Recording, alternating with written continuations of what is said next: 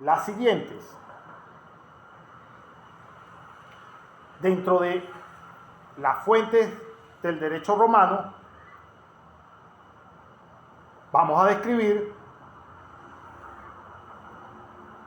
por supuesto, hablamos de la costumbre,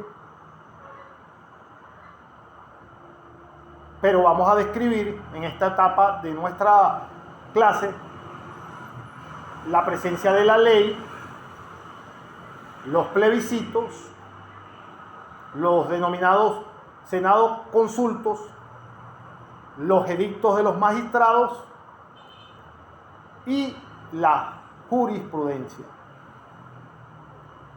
Entonces, en cuanto a la ley se refiere,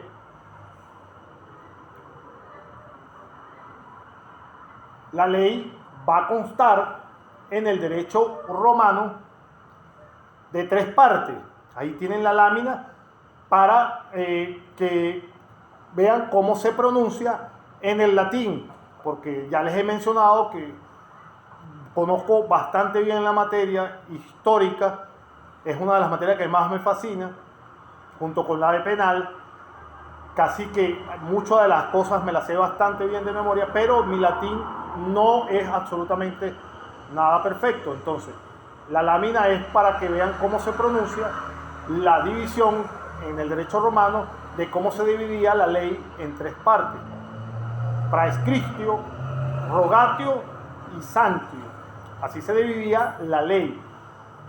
Repito, la tienen en la lámina para que vean exactamente cómo se escribía en idioma latín, para no pasar por la situación de que no la pronuncio correctamente. Entonces, hablemos de la ley, desmenucémosla. Se dice que la ley es una disposición dictada por el pueblo cuando éste se reunía en comicios. En principio, eso es lo que se dice de la ley, que era una disposición que dictaba el pueblo cuando éste se reunía en comicios.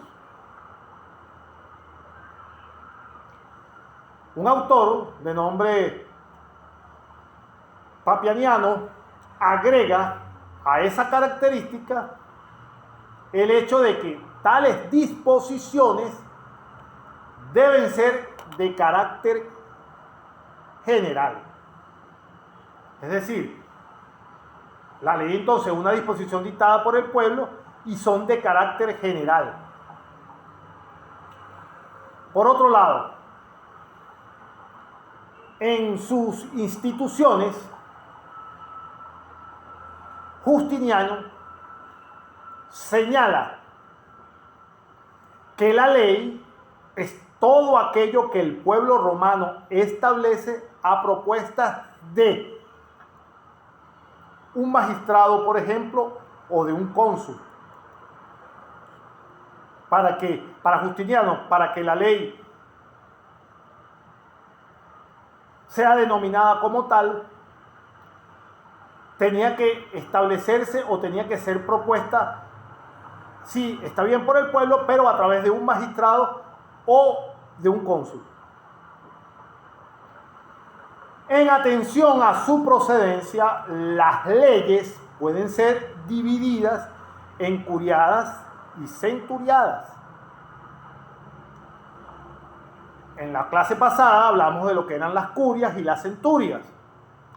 Si no lo recuerdan, los invito a que en el portal ya está esa parte de la materia en el video. Creo que también está, si no me equivoco, la parte en Word de todo lo que di en clase. Si no lo recuerdan. Entonces, ya está en el portal esa parte de la clase pasada para que hagan su rememoración de lo que hemos visto hasta ahora en clase. Entonces, en atención a su procedencia, las leyes pueden ser divididas en curiadas y centuriadas.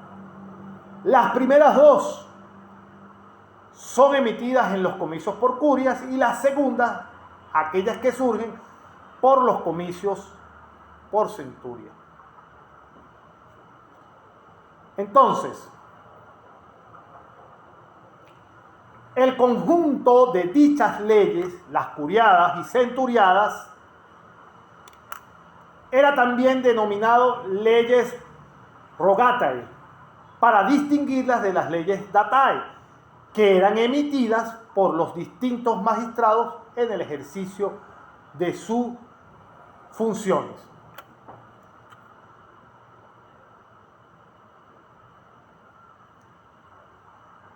Definamos entonces las tres partes en las cuales se dividía la ley en el derecho romano. El praescriptio no es más que aquella parte de la ley donde se indica el nombre del magistrado que la propuso y el día en que fue votada.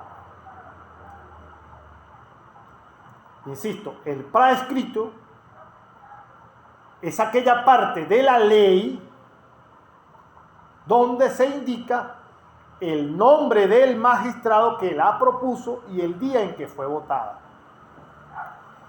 La segunda, la rogatio,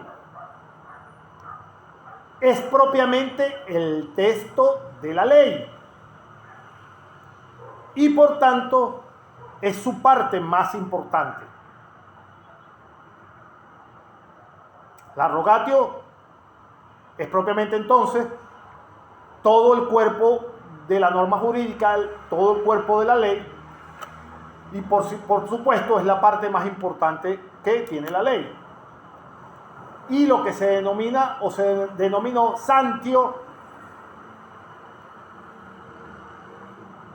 era donde se señalaban las disposiciones relativas a su observancia, así como la sanción aplicable en caso de que la ley sea infringida.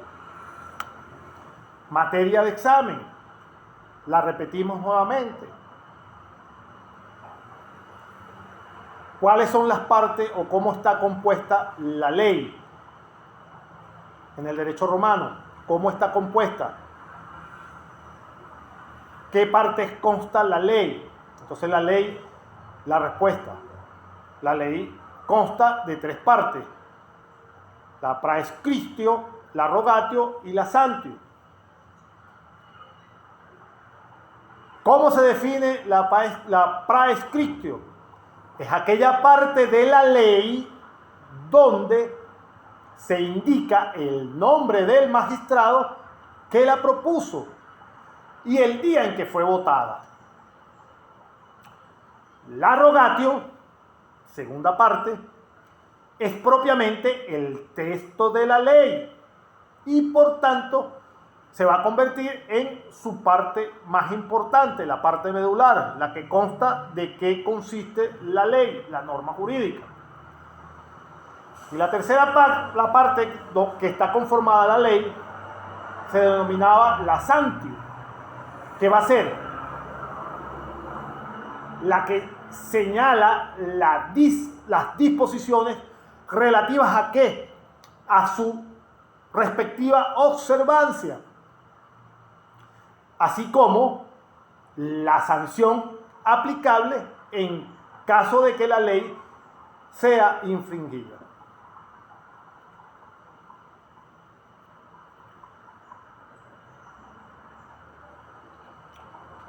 Entonces, de acuerdo con la santio,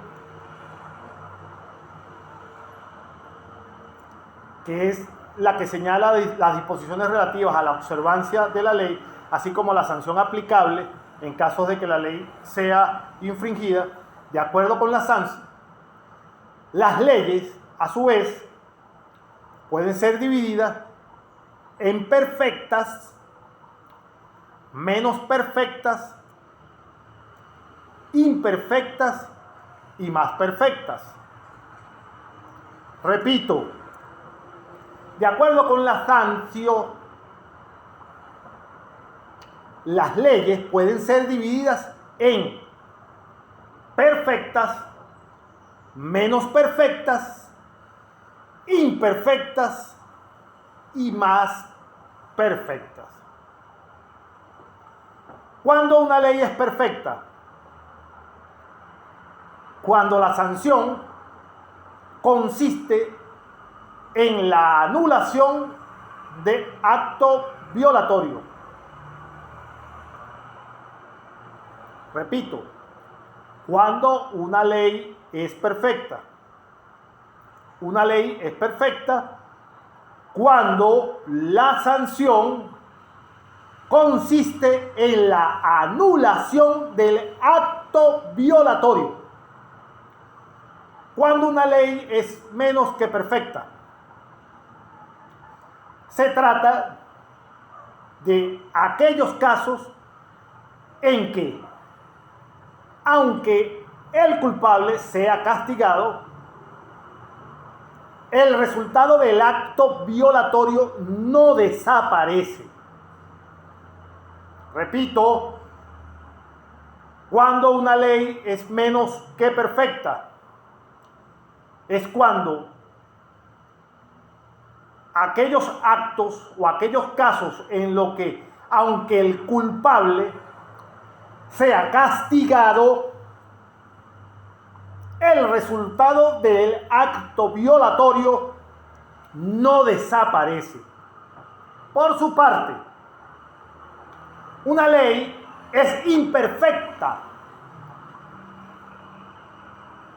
cuando es aquella que, cuando es transgredida, carece en sí misma de sanción. Eso es lo que se conoce como una ley imperfecta. Es cuando una ley que es transgredida carece en sí misma de una sanción. Y finalmente,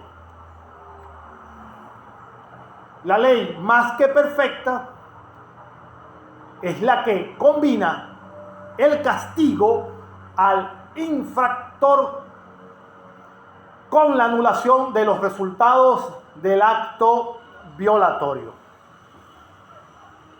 La ley más que perfecta es la que combina el castigo al infractor con la anulación de los resultados del acto violatorio. Esta parte es importante, se las vuelvo a repetir. La ley consta de tres partes: praescriptio, rogatio y santio.